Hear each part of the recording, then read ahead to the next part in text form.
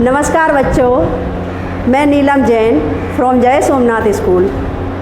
आज मैं आपको स्टैंडर्ड 6 में हिंदी में पाठ 3 का अध्ययन कराऊंगी, जिसका नाम है समझदार नन्ही। नन्ही का मतलब तो वैसे छोटा होता है, लेकिन यहाँ पर नन्ही एक बतख का नाम है। एक बार एक बतख थी, वो नदी में रहती थी। एक दिन वो नदी के किनारे पर आई। उसने देखा एक बिच्छू दलदल में फंसा है। बिच्छू ने देखा कि नन्ही है बतख, वो नन्ही एक बतख आई है किनारे पर, तो उसने नन्ही से प्रार्थना की, बहन मुझे बचा लो। नन्ही को उस पर दया आई। उसने बिच्छू को दलदल से उठाकर सूखे स्थान पर रख दिया। यहाँ पर दलदल शब्द का अर्थ है, दलदल एक गीली ज़मीन होती है जिसमें पानी भी होता है, कीचड़ भी होता है, और जिसमें अगर व्यक्ति गिर जाए तो उसमें डूबता ही चला जाता है, उससे बाहर नहीं आ पाता है। तो नन्ही ने बिच्छू को निकालकर सूखे स्थान पर रख दिया।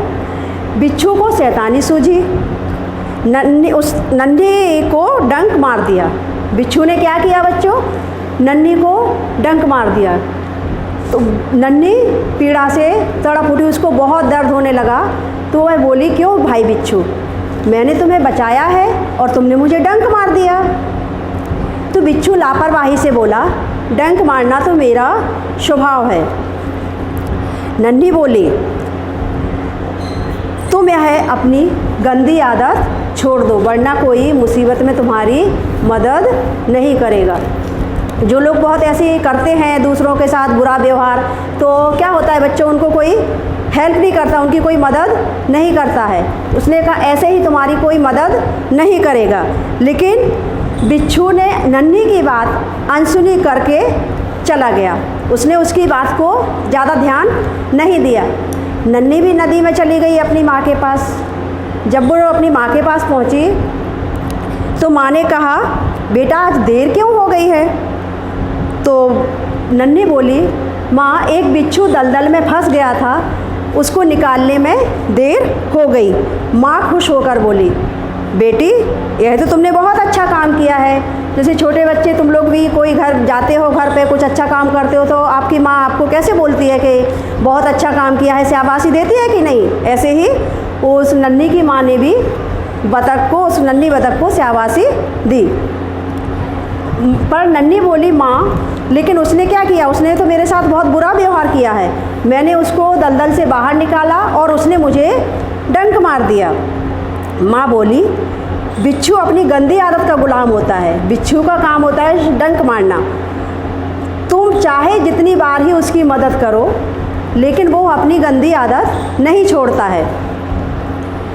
माँ मैं उसकी गंदी आदत छुड़ा कर रहूँगी, नन्ही ने माँ से कहा। अभी थोड़े समय के बाद बिच्छू का जीवन फिर से मुसीबत में आ गया। बिच्छू उस पानी की जलधारा में डूबने लगा। मौत सामने देखकर बिच्छू को नन्ही की याद आई।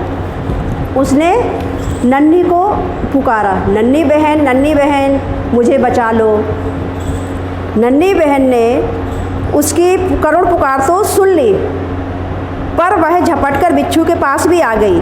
पर उसने अपने मन में एकाएक विचार किया कि जब पिछली बार मैंने इसको दलदल से निकाला था तो इसने मुझे डंक मार दिया था, इस बार मैं इसकी मदद नहीं करूँगी, इसकी आदत तो बहुत गंदी है, ये तो डंक मार देता है। पर थोड़े ही टाइम के बाद, 2-3 मिनट के बाद ही उसका मन पलट गया।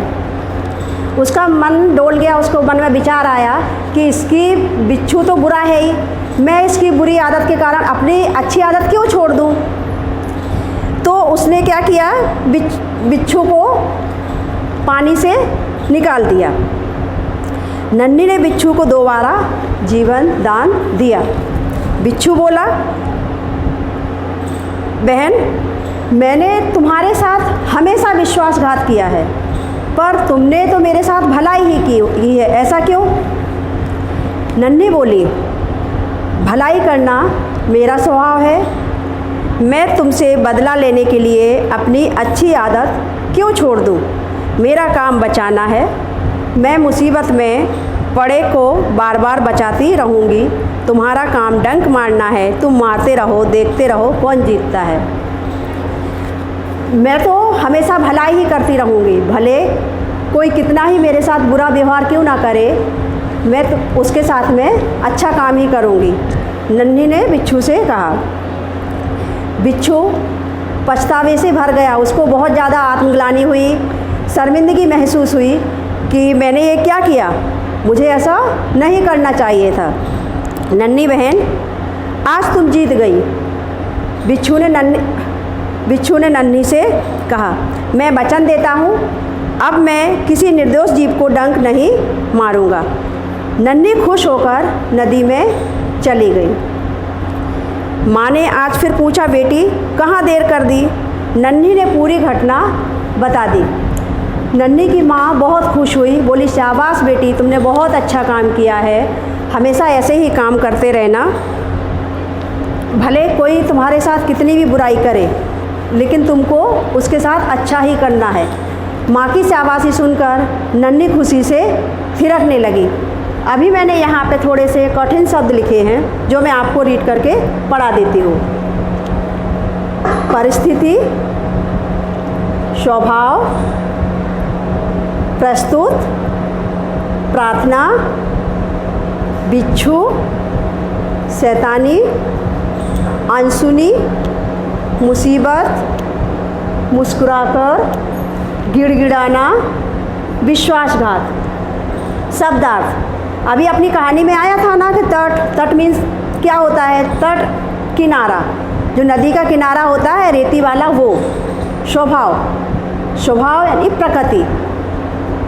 सहसा, एकाएक या अचानक से कुछ हो जाना। खिसिया कर यानी लज्जित होना, शर्मिंदगी महसूस करना। निर्दोष, बेकसूर। रास्ता, प्रसन्न, खुश। दलदल, जो कि मैंने आपको पहले ही समझा दिया है।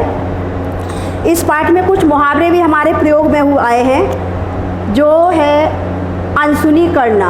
अनसुनी करने का अर्थ है ध्यान ना देना किसी की बात पे। जैसे नन्ही ने बिच्छू से बोला था कि तुम्हें अपनी गंदी आदत छोड़ दो, वरना कोई मुसीबत में तुम्हारी मदद नहीं करेगा, लेकिन बिच्छू नन्ही की बात अनसुनी करके चला गया था। आदत का गुलाम होना, जैसे बिच्छू अपनी आदत का गुलाम था, डंक मारना उसकी आदत थी। वचन देना, किसी से वादा करना। मन डोलना, विचार बदलना।